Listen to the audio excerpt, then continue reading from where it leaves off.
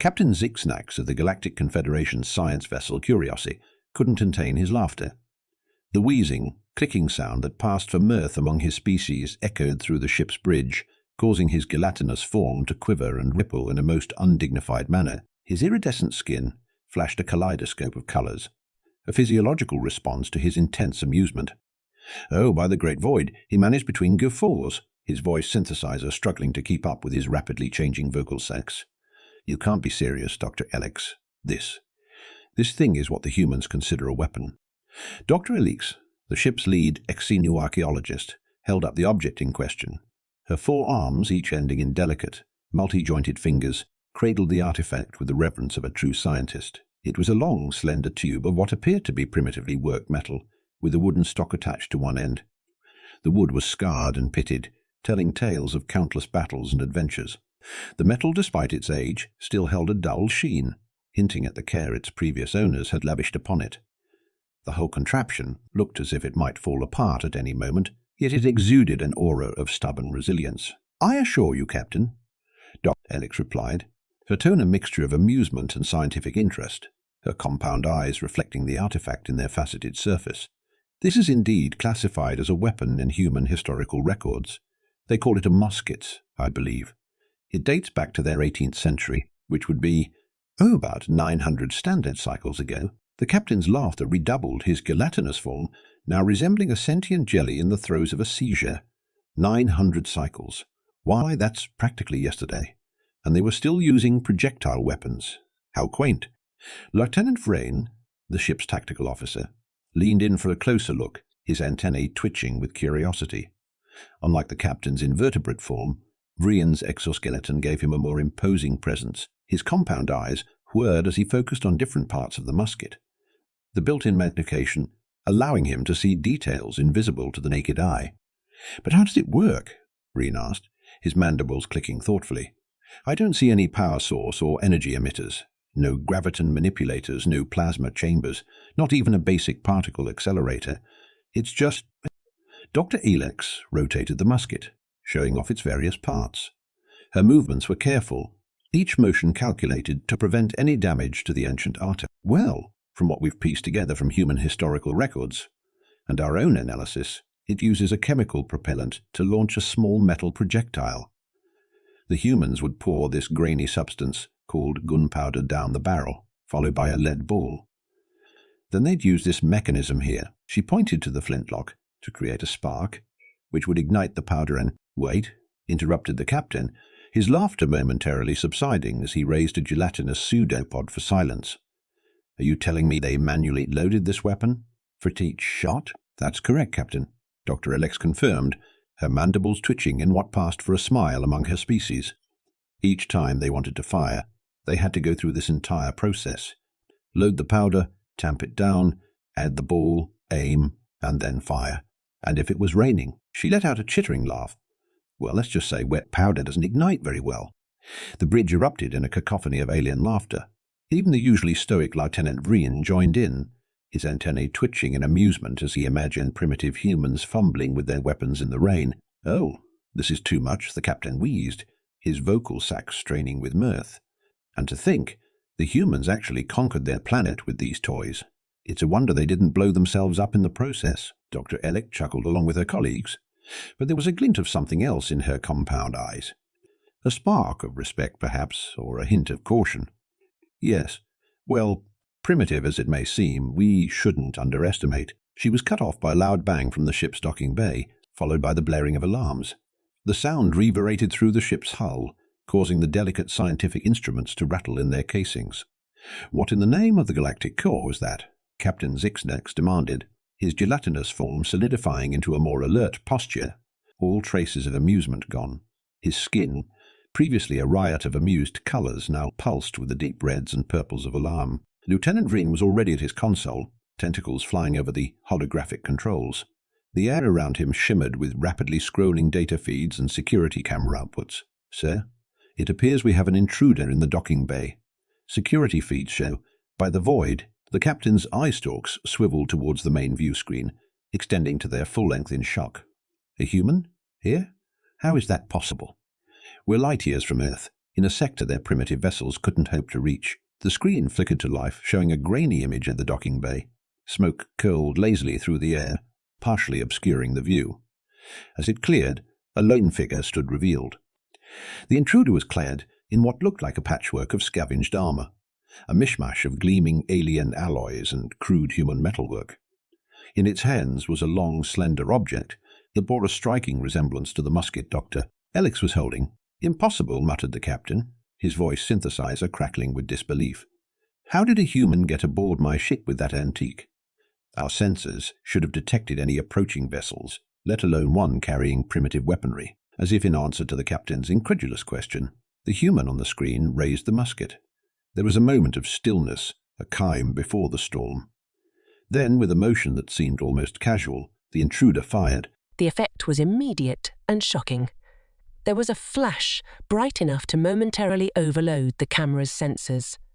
A puff of smoke followed, curling around the human's form like an eldritch aura. And suddenly, one of the ship's most advanced security drones, a marvel of Galactic Confederation technology, collapsed to the ground. A neat, perfectly circular hole had been punched through its central processor, the edges of the metal glowing cherry red from the heat of the projectile's passage. The bridge fell silent, all traces of laughter gone. The only sound was the faint whir of data processors and the rhythmic pulsing of the ship's gravity generators. "Dr. Elex," the captain said slowly, each word formed with deliberate care by his vocal sacs, "I believe you were about to say something about not underestimating primitive weapons." Dr. Elex nodded, her compound eyes fixed on the screen, mandibles clicking nervously. "Indeed, Captain. It seems our human guest is about to give us a practical demonstration of why making assumptions can be problematic." As if on cue, the ship's comm system crackled to life. The sound that emerged was unlike anything the alien crew had heard before. It was a voice, undoubtedly, but one filled with a swaggering confidence that bordered on insolence. The universal translator struggled for a moment before spitting out a rough approximation in galactic standard. "Ahoy there, ye blue-blooded bastards. Name's Captain Jack Hawthorne of the good ship Vengeance. Seems like you folks have been having a right good laugh at our expense. Well, let me tell you something about us, humans and our primitive ways." The alien crew exchanged nervous glances, their earlier mirth forgotten. Captain Zeke Snex's gelatinous form quivered. But this time it wasn't from laughter. His skin had taken on the pale, washed-out hues of fear and confusion. How did you get aboard our ship?" he stammered into the comm, his usual eloquence deserting him. "Our sensors, our defenses." A bark of laughter came through the speakers, a sound that managed to convey both amusement and derision in equal measure. "Well now, ain't that the million-credit question?" Hawthorne's voice dripped with sarcasm. "Let's just say your fancy schmancy cloaking tech ain't all it's cracked up to be, not when you're dealing with good old-fashioned human ingenuity." Dr. Alex's antennae twitched in curiosity, the scientist in her momentarily overriding her fear. "Fascinating. You were able to detect our ship despite our advanced stealth systems. But how? Our cloaking technology is based on principles that your species shouldn't even be aware of, let alone able to counter. Detect? Hell, we've been tailing you for the better part of a week." Hawthorne's voice was filled with unmistakable pride, like a child showing off a particularly impressive sandcastle. "See? While you lot were busy gawking at our primitive tech, we were reverse engineering every bit of alien gadgetry we could get our hands on. Turns out, your stealth systems leave a mighty fine ion trail, if you know what to look for." Lieutenant Green's tentacles danced over his console, putting up sensor logs and running rapid diagnostics. His compound eyes widened in disbelief as the data scrolled past. "Captain, he's not lying. I'm detecting a small ship latched onto our hull. It's using some kind of hybrid technology I'd never seen before. It's as if someone took our most advanced systems and cobbled them together with good old human know-how," Hawthorne finished for him, his grin evident even through the audio feed. "Ain't pretty, but it gets the job done. You'd be surprised what you can do with duct tape and a can-do attitude." Captain Zyxnax's eye stalks swiveled wildly, taking in the looks of shock and disbelief on his crew's faces. This was beyond irregular. It was unprecedented. But why? He finally managed, his vocal sacs straining to form the words. "Why follow us? Why board our ship? Surely not just to prove a point about human ingenuity." There was a pause, and when Hawthorne spoke again, his voice had lost its jovial edge. It was harder now, with an undercurrent of steel that sent shivers through the alien crew. Because you took something that belongs to us, something precious. Ring any bells? The captain shot a panicked look at Dr. Alex, who clutched the musket tighter, her forearms wrapping protectively around the artifact. The artifact? Zexnax asked, incredulity colouring his tone. But it's just a primitive weapon, a curious relic, nothing more. Surely you don't mean— Oh, it's so much more than that, Hawthorne interrupted, his voice low and intense. That there's not just any old musket. That, my gelatinous friend, is the personal firearm of one Captain James Cook, a piece of human history you lot decided to borrow from the British Museum. Dr. Alex's compound eyes widened in realization, her scientific mind racing to connect the dots. The anomalous energy readings, I thought they were just background radiation, but she trailed off, staring at the musket in her arms with new respect and not a little fear. Bingo! Hawthorne's voice boomed, causing several of the more sensitive crew members to flinch. Turns out old Jimmy Cook picked up more than just maps and coconuts on his voyages. That musket's been soaking up all sorts of interesting energies for centuries.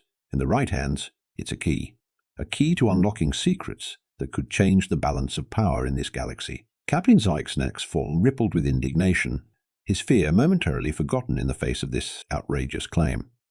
This is preposterous. You can't just what? Take back what's ours. The sarcasm in Hawthorne's voice could have cut through steel. Funny, coming from the folks who've been plundering Earth's museums for scientific study. Now here's how this is going to go. You're going to hand over that musket, along with all the data you've collected on it. In return, I don't blow a hole in your pretty little science vessel. The captain sputtered, his gelatinous form rippling with a mix of fear and outrage. You're bluffing. That antique couldn't possibly. Another shot rang out, the sound reverberating through the ship's hull. Suddenly, the main view screen went dark, plunging the bridge into semi-darkness. Hawthorne's voice came through once more, dripping with smug satisfaction. Oops, looks like I just took out your main sensor array. Wanna test your luck with life support next? As alarms blared, and the crew scrambled to assess the damage, a tense silence fell over the bridge. The enormity of their situation was sinking in.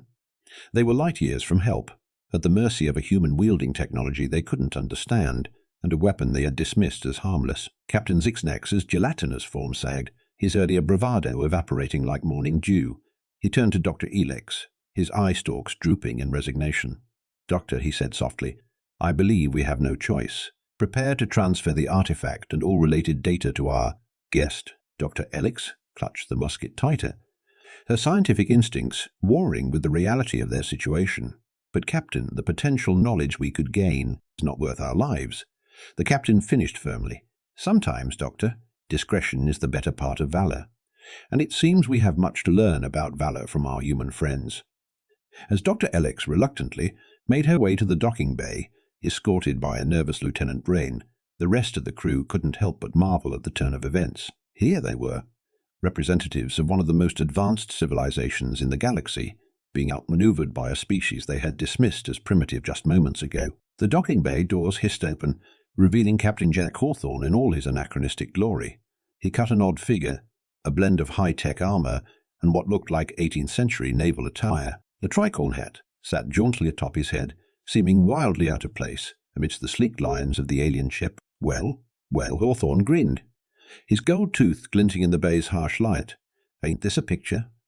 The galaxy's finest, brought low by a bit of human history, as Dr. Elex reluctantly handed over the musket and the data crystals containing their research. She couldn't help but ask, Captain Hawthorne, how did you come to know about this artifact's true nature?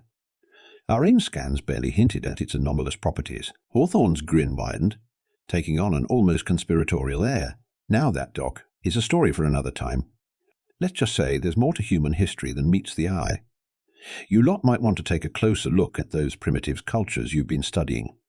You never know what kind of surprises you might find. With a mock salute that wouldn't have looked out of place on an 18th century naval vessel, Hawthorne backed towards his ship, the precious musket clutched to his chest.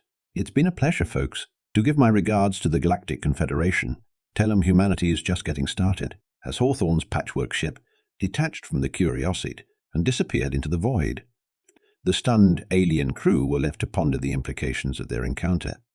They had come seeking to study a primitive species, only to find themselves outmaneuvered and outsmarted. Captain Zixnax, watching the last traces of Hawthorne's ion trail fade from their sensors, turned to his bewildered crew.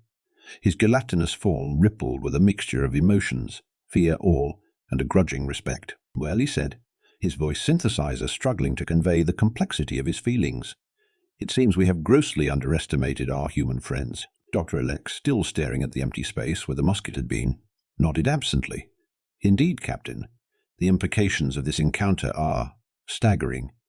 If what Hawthorne said is true, if there really are artifacts capable of harnessing unknown energies, then the balance of power in the galaxy might be about to shift dramatically." Lieutenant Rain finished, his antennae twitching nervously. The captain's eye stalks swiveled, taking in the mix of shock and speculation on his crew's faces. "Our mission parameters have clearly changed," he announced. "We came to study what we thought was a primitive species. Instead, we've stumbled upon something far more significant." He paused, letting the gravity of the situation sink in. "Our priority now is to return to Galactic Confederation space and report what we've learned. The Council needs to be informed immediately." As the crew bustled to prepare the ship for the journey home, Dr. Elex approached the captain, her 4 arms gesticulating in excitement. "Captain, if I may, this encounter opens up so many new avenues of research. The potential applications of human primitive technology, the possibility of energy-absorbing artifacts, the implications for our understanding of galactic history." Captain Zixnax held up a gelatinous pseudopode, silencing the enthusiastic scientist. "I share your excitement, Doctor, but we must proceed with caution. If humans have been keeping secrets like this, who knows what else they might be capable of." Meanwhile, in the ship's engineering bay, a junior technician was making a disturbing discovery. "Sir," he called out, his voice wavering, "I think you need to see this." Lieutenant Reen hurried over, his compound eyes widening as he took in the readouts. "By the void," he whispered. "Captain, we have a problem." Back on the bridge, Captain Zixnax absorbed the news with growing alarm.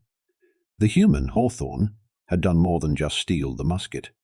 He'd left behind a parting gift, a piece of hybrid technology buried deep in the Curiosity's systems. "It appears to be some sort of tracking device," Breen explained, his mandibles clicking nervously. "But it's like nothing I've ever seen. It's as if it's evolving, adapting to our attempts to remove it." Dr. Elex leaned in, her scientific curiosity piqued despite the gravity of the situation. "Fascinating," she murmured. "It's almost organic in nature, yet clearly artificial. A blend of biological and technological components." "That's not all," Reen continued. "It seems to be broadcasting. Something not to the human ship, but out into deep space. Coordinates maybe, or a signal of some kind." All the implications hung heavy in the air. They weren't just being tracked. They were being used as a beacon. But for what? Captain Zixnax's gelatinous form solidified, taking on the deep blues of determination. "We cannot return to Confederation space with this thing aboard. We have no idea what it might do, what it might lead to our worlds." "But Captain," Dr. Alex protested, "surely the Council scientists would be better equipped to study and neutralize this device." The captain's eye stalks swiveled towards her, his gaze intense. "And risk leading whatever this is signaling straight to the heart of our civilization. No, Doctor, we must deal with this ourselves." He turned to Lieutenant Reen, set a course for the nearest uninhabited system.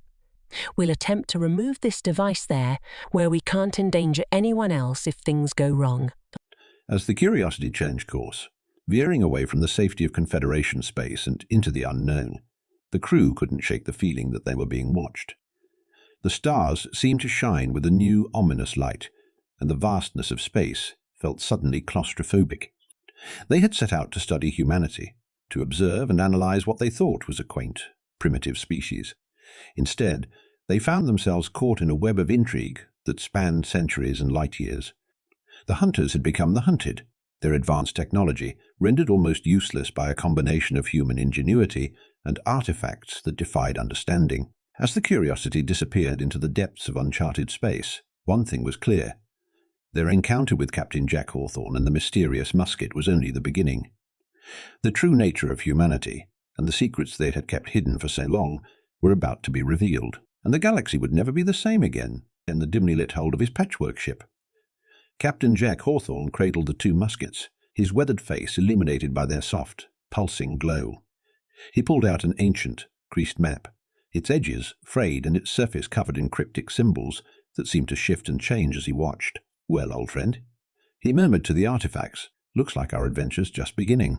Let's see what other secrets you've been keeping all these years." As his ship slipped into FTL, leaving a trail of impossible energies in its wake, Hawthorne couldn't help but smile. The galaxy thought it had humanity all figured out, but they were about to learn that when it came to humans, the oldest tricks often hid the greatest surprises. The game was afoot, and humanity, armed with nothing more than curiosity, ingenuity, and a pair of ancient muskets, was about to take center stage in a cosmic drama beyond their wildest imaginations. Little did Hawthorne know that light years away, in a shadowy room on a hidden space station, enigmatic figures were watching his progress with great interest. The pieces were falling into place, a plan millennia in the making finally coming to fruition. "The humans have the key," one figure whispered, its voice like the rustle of ancient parchment. "Now we wait." And in the vast, uncaring universe, a clock that had been ticking since the dawn of time began to chime. The Curiosity drifted in the silent void of an uninhabited star system, its sleek hull reflecting the pale light of a distant sun. Inside, the atmosphere was tense, a far cry from the jovial mood that had permeated the ship just days ago. Captain Zixnex's gelatinous form pulsed with anxious colours as he hovered over the makeshift containment field in the engineering bay. Within the shimmering barrier, the hybrid device left behind by Captain Jack Hawthorne sat innocuously, its organic components writhing slowly as if alive. "Any progress, Doctor?" the captain asked, his voice synthesizer barely masking his concern. Dr. Elix's four arms worked furiously over a series of holographic displays, her compound eyes flicking rapidly between readouts. "It's unlike anything I've ever seen, Captain," she admitted.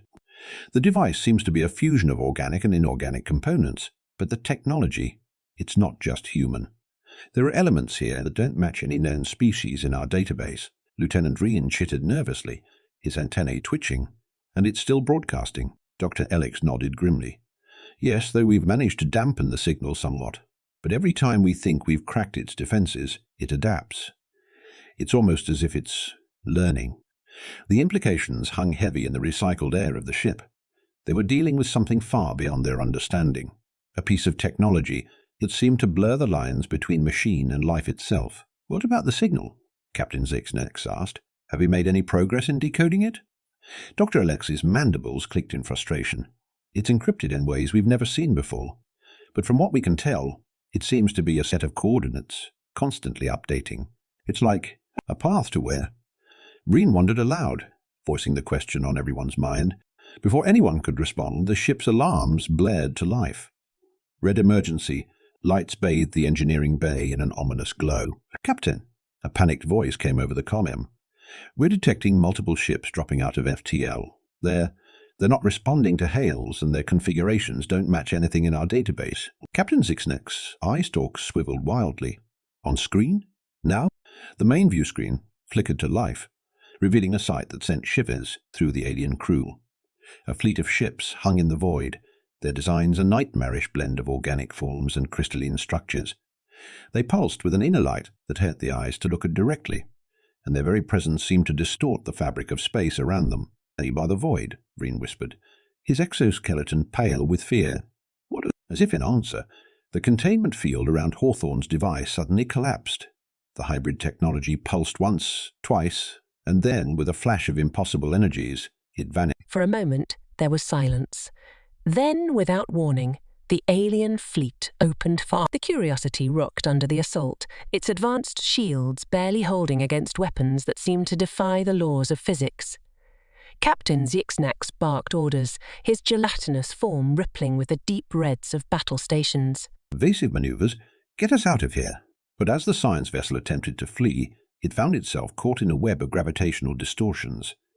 The alien ships moved with impossible grace, herding the Curiosity like a pack of predators toying with their prey. Just as all seemed lost, a familiar voice crackled over the ship's comm system. "Well, well, well," drawled Captain Jack Hawthorne, his tone somehow managing to convey both amusement and grim determination. "Looks like you folks could use a hand."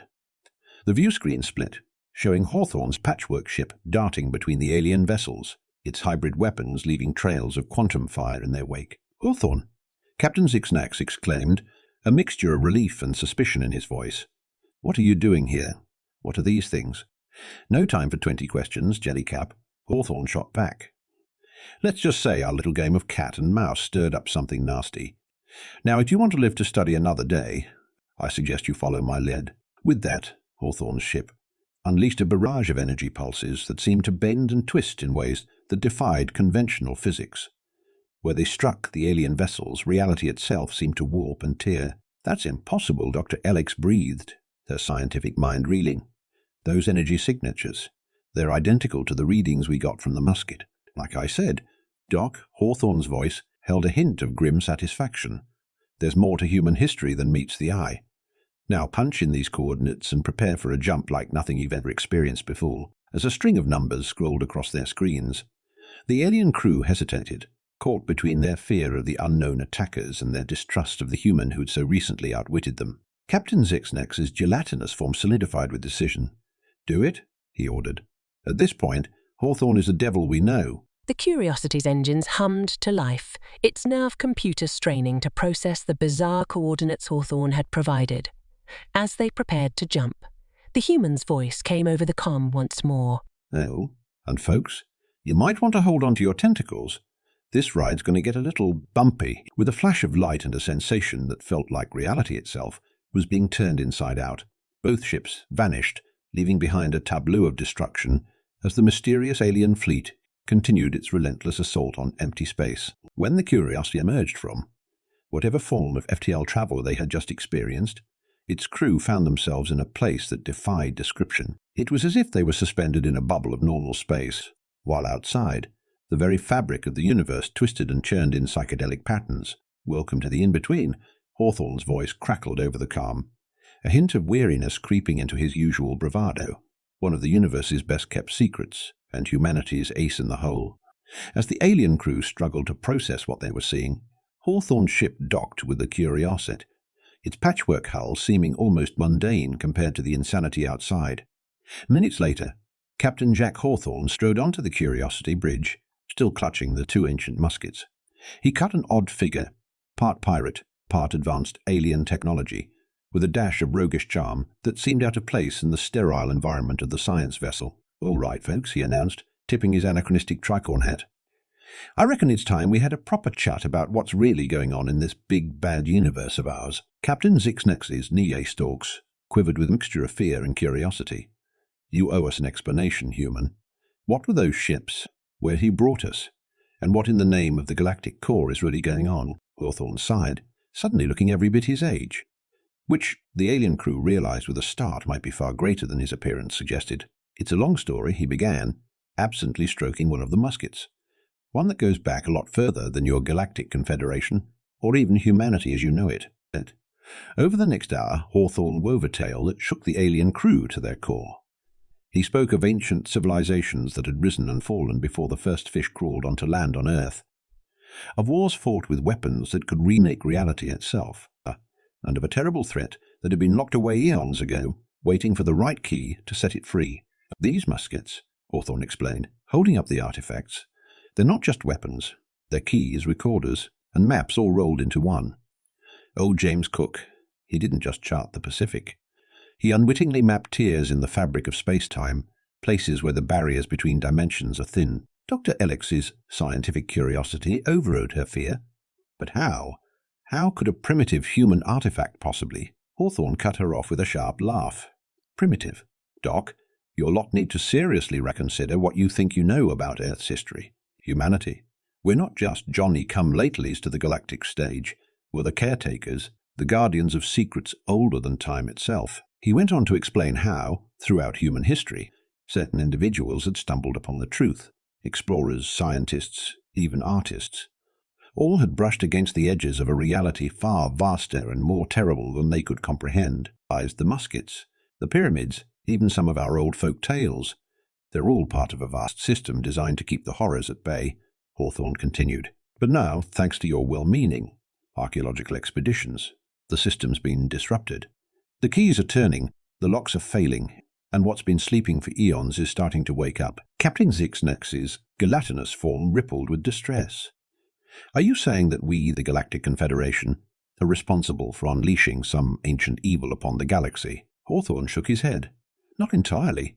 This was always going to happen eventually. You just sped up the timetable a bit. But don't worry, we've been preparing for this day for a long, long time. We?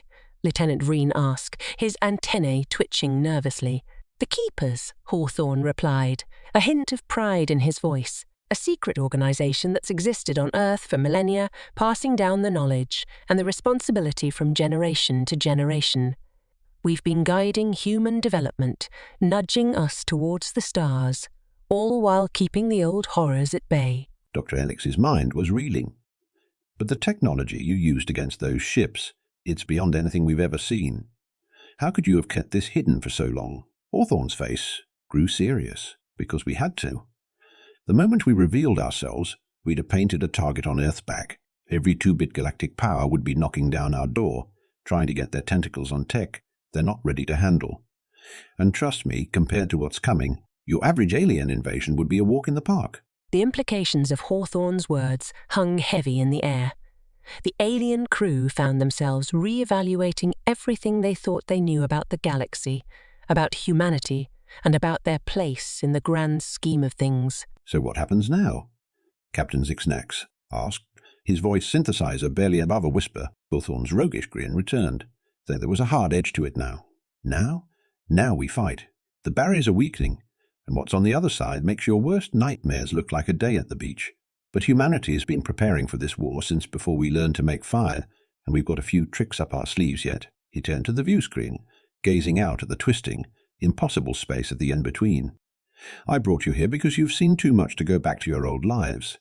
The Confederation needs to be warned, prepared, and like it or not, you lot are now part of a story that's been unfolding for billions of years. The alien crew exchanged glances, a mixture of fear and determination in their eyes. They had set out to study what they thought was a primitive species, only to find themselves on the front lines of a war for the very fabric of reality. I won't lie to you, Hawthorne continued, his voice taking on a tone of grim determination. The odds are stacked against us. What's coming? It's beyond anything your science can explain, beyond even the most advanced technology. We're talking about beings that can reshape reality with a thought, entities that exist in dimensions we can barely comprehend. Dr. Elix, ever the scientist, couldn't help but interject. But surely, with the combined knowledge of the Galactic Confederation and your hidden human technology, we stand a chance. Hawthorne's laugh was hollow. Oh, we've got a chance, all right. A snowball's chance in a supernova, maybe. But humanity's faced worse odds before. We're scrappy like that. He held up the 2 muskets, their dull metal gleaming with an inner light that seemed to pulse in time with the swirling chaos outside. These babies? They're more than just keys or weapons. They're a blueprint, a guide to weapons and defenses built by the ancients who fought this war the first time around. Captain Zixnex's eye stalks swiveled towards the artifacts, seeing them in a new light. And you believe these primitive tools can stand against the forces we saw? Primitive. Hawthorne scoffed. Captain, what you saw was just the tip of the iceberg. These primitive tools are quantum computers, dimensional anchors, and reality stabilizers all rolled into one. In the right hands, they can rewrite the laws of physics on a whim. He turned to Dr. Alex, his eyes glinting with a mixture of challenge and hope. That's where you come in, Doc. We need your science, your fresh perspective. The Keepers have been at this for millennia, but sometimes it takes an outsider's eyes to see what we've been missing. The inner archaeologist's compound eyes widened, her forearms gesticulating in excitement, despite the gravity of the situation. You mean you want us to help? To study these artifacts? To unlock their secrets? Hawthorne nodded. That's right, but more than that, we need you to be our bridge to the Galactic Confederation. What's coming won't stop with Earth, or even this galaxy. If we're going to stand a chance, we need every sentient species out there ready to fight. Captain Zixnex's gelatinous form solidified, taking on the deep blues of determination. You'll have our full cooperation, Captain Hawthorne. But I must ask, why us? Why trust us with this information after we dismissed your species as primitive? Hawthorne's face softened, a wry smile playing at the corners of his mouth. Because that's what humanity does, Captain. We take the underdog, the misfit, the non-believer, and we show them what's possible. Your curiosity, your drive to explore and understand. That's what we need. Not blind obedience, but the ability to question, to think outside the box. He gestured to the swirling chaos outside the viewscreen. Out there, in the spaces between realities, the old rules don't apply. We need minds flexible enough to adapt, to see patterns where others see only chaos. And from what I've seen, you folks have that in. As the gravity of their situation sank in, a new sense of purpose filled the bridge of the Curiosus. They had come seeking knowledge, and now found themselves on the brink of a war beyond imagining. But with that terror came an excitement, a realization that they stood at the precipice of discoveries that would reshape their understanding of the universe. So, Hawthorne said, his voice cutting through the contemplative silence. Who's ready to save reality as we know it? One by one, the alien crew nodded, their earlier fear giving way to determination. They'd been brought into a secret older than time itself, entrusted with the fate of not just their civilization, but all of existence. As the Curiosity and Hawthorne's patchwork ship prepared to journey deeper into the in-between, towards mysteries and dangers beyond imagination, one thing was clear: the galaxy would never be the same again. Humanity, long dismissed as a primitive curiosity, was about to show the universe what they were truly capable of. And somewhere in the vast, uncaring cosmos, ancient entities stirred in their slumber, sensing that the game they had begun eons ago was entering its final, decisive phase. The last laugh, it seemed, might just belong to the species everyone had underestimated. For in the face of cosmic horror and impossible odds, humanity's greatest weapons had always been their ingenuity, their adaptability, and their unwavering determination to rage against the dying of the light. The war for reality had begun, and at its heart stood a motley crew of aliens and humans, armed with nothing but ancient artifacts, advanced science, and the audacity to believe they could make a difference. As the Curiosity and Hawthorne's ship, which he had affectionately dubbed the Bootstrapper, navigated the mind-bending currents of the in-between, Dr. Elix found herself working alongside the human captain. Her 4 arms moved in a blur over holographic displays, correlating data from the muskets with the swirling chaos outside. "It's extraordinary," she chittered, her compound eyes wide with wonder. "The muskets aren't just recording data. They're actively interacting with the fabric of space-time around us. It's as if they're communicating with the universe itself." Hawthorne nodded, a glint of pride in his eyes. "That's the beauty of it, Doc. Our ancestors might not have understood the science, but they knew there was something special about these artifacts. They're not just tools. They're a legacy, passed down through generations, accumulating knowledge and power." Captain Zix's neck oozed closer, his gelatinous form rippling with curiosity. "But how do they work? Surely there must be some scientific principle we can understand." Hawthorne chuckled. "Oh, there's science behind it all right. Just not the kind you're used to. We're dealing with quantum mechanics on a scale that makes your most advanced theories look like finger painting." He held up one of the muskets, its metal gleaming with an inner light that seemed to shift and change as they watched. "These beauties operate on principles that blur the lines between science and what you might call magic. They can manipulate probability, bend causality, even rewrite the laws of physics in a localized area." Lieutenant Vreen's antennae twitched skeptically. That's impossible.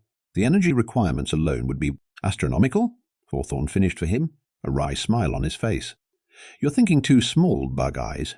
These weapons don't just use energy. They harvest it from the very fabric of reality itself. Every shot fired doesn't deplete them.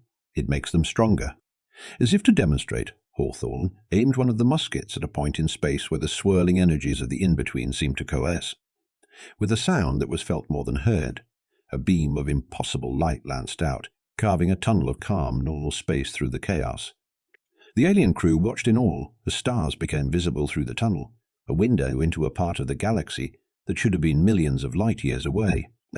"By the void," Captain Zixnex whispered, his voice synthesizer barely able to capture his shock. "You've created a wormhole with a single shot." Hawthorne nodded grimly. "Now imagine what the things we're fighting can do. The muskets are powerful, but they're just pale imitations of the tech the ancients wielded. The beings we're up against, they don't just break the laws of physics. They rewrite them on a whim." The reality of their situation sank in anew. They weren't just fighting an enemy. They were up against entities that could reshape the very nature of existence. "So how do we win?" Dr. Elix asked. their scientific excitement tempered by the enormity of the threat they faced. If these beings are so powerful, what hope do we have? Hawthorne's face softened, a look of determination replacing his usual roguish grin. The same way humanity's always won against impossible odds, Doc. We adapt, we improvise, and we never ever give up. He turned to the alien crew, his voice taking on a tone of steel. You've seen a glimpse of what we're up against, and I won't lie to you, it's going to get worse before it gets better. But humanity didn't come this far by rolling over when the odds were stacked against us. Captain Zixnek's form solidified, taking on the deep blues of resolve. We're with you, Captain Hawthorne. The Galactic Confederation must be warned, must be prepared. But how do we even begin to fight such a threat? Hawthorne's grin returned, a spark of mischief in his eyes. Well, Captain, that's where things get interesting. You see, while your lot were busy dismissing us as primitives, we humans were preparing for this day. And we've got more than a few tricks up our sleeves. He gestured to the muskets. These are just the tip of the iceberg. Scattered across Earth, hidden in plain sight, are artifacts and technologies that make these look like toys. The pyramids of Giza, quantum stabilizers, Stonehenge, a dimensional anchor point, the Nazca lines, a map of weak points in the fabric of reality. Dr. Alex's mandibles clicked in excitement. You mean all those archaeological mysteries? These were part of a vast defense network, Doc. Hawthorne finished for her. Humanity's been the unwitting guardians of reality for millennia. Now it's time to wake up the old defenses and remind the universe why you don't mess with Earth. As if on cue, alarms blared throughout both ships. Lieutenant Vreen's tentacles danced over his console, his compound eyes widening in alarm. Multiple contacts, he shouted. They're coming through the breach we created. Through the tunnel of calm space Hawthorne had carved with the musket, dark shapes began to emerge. They defied description, seeming to shift and change even as the eye tried to focus on them. Reality itself seemed to warp around them, stars blinking out as they passed. Well, folks, Hawthorne said, cocking both muskets with a theatrical flourish, looks like class is in session. Time to show you what these babies can really do. As the eldritch horrors bore down on them, the Curiosity and the Bootstrappen prepared for battle. But this was no ordinary fight. This was a clash between the laws of physics, as they knew them, and forces that threatened to unravel the very fabric of existence. Captain Zixnax, Dr. Alex, and Lieutenant Vreen found themselves manning stations they barely understood, guided by Hawthorne's rapid-fire instructions. The ship's systems had been augmented with human technology that seemed to operate on principles that defied conventional science. Remember, Hawthorne called out as he took aim with the muskets, reality is more malleable than you think. Don't just fire weapons, rewrite the rules of engagement. What followed was a battle unlike anything the galaxy had ever seen. The Curiosity's timed sensors, recalibrated by Dr. Alex's frantic calculations, painted targeting solutions in probability clouds rather than fixed points. Lieutenant Vreen found himself navigating not through space, but through potential futures, choosing the paths where their survival was most likely. And through it all, Hawthorne stood at the center. The two muskets blazing with energies that could reshape reality itself. Each shot didn't just strike the enemy. It rewrote the laws of physics in localized areas, creating bubbles where the eldritch horrors found their impossible anatomies suddenly subject to the mundane laws of our universe. That's it, Hawthorne shouted encouragingly, as the alien crew began to grasp the insane logic of the battle. Don't think in terms of what's possible. Make the impossible your new baseline. Slowly but surely they began to turn the tide. The eldritch horrors, for all their reality warping power, found themselves outmaneuvered by the sheer audacity and adaptability of their opponents in a species they had dismissed as primitive. And a gaggle of aliens who had never even conceived of such combat were holding their own against cosmic nightmares. As the last of the entities retreated, collapsing the wormhole behind them, an eerie silence fell over the ships. The swirling energies of the in-between seemed almost calm in comparison to the chaos they had just witnessed. Captain Zixnax's gelatinous form quivered with a mixture of exhaustion and exhilaration that... A warm-up, Hawthorne finished for him, his voice grim despite the victory. Trust me, Captain, the real fight is just beginning. Dr. Alex, her forearm still flying over the holographic displays, looked up with a mix of scientific awe and dawning comprehension. Captain Hawthorne, she said slowly, I think I'm starting to understand. The muskets, the technology, it's not about raw power, is it? It's about flexibility, adaptability. Hawthorne nodded, a spark of approval in his eyes. Now you're getting it, Doc. Humanity's greatest strength has never been our technology or our weapons. It's our ability to adapt, to think on our feet, to look at the impossible and say, challenge accepted. He turned to address the entire crew, his voice taking on a tone of both caution and hope. What you've seen today is just the beginning. The enemies we face are beyond imagination, wielding powers that can unmake reality itself. But remember this, they've been asleep for eons, set in their ways. We, on the other hand, have been preparing for this moment without even knowing it. Captain Zixnek's eye stalks swiveled towards Hawthorne, a new respect evident in his posture. What would you have us do, Captain? How can the Galactic Confederation prepare for this? Hawthorne's face broke into a grin. The same roguish charm that had first greeted them on the Curiosity Bridge, now tempered with the weight of their shared experience. Well, my gelatinous friend, that's where the real fun begins. We've got a galaxy to wake up, defenses to activate, and a war to win. And something tells me your Confederation is about to get a crash course in humanity's greatest hits. As the Curiosity and the Bootstrapper set course for the heart of Galactic Confederation space, the alien crew couldn't help but feel a sense of anticipation. They had set out to study a primitive species, only to find themselves on the front lines of a war for the very fabric of reality. But more than that, they had discovered something profound about their human allies. In the face of cosmic horror and impossible odds, humanity's greatest weapons had always been their ingenuity, their adaptability, and their unwavering determination to rage against the dying. The last laugh, it seemed, might just belong to the species everyone had underestimated. For in the vast, uncaring cosmos, where eldritch abominations sought to unravel the very laws of physics, humanity stood as the unlikeliest of guardians, armed with nothing more than outdated muskets, improvised technology, and a stubborn refusal to accept defeat. They were about to show the universe why you should never ever count out the underdogs, as the war for reality had begun, and humanity, in all its chaotic, adaptable glory, was ready to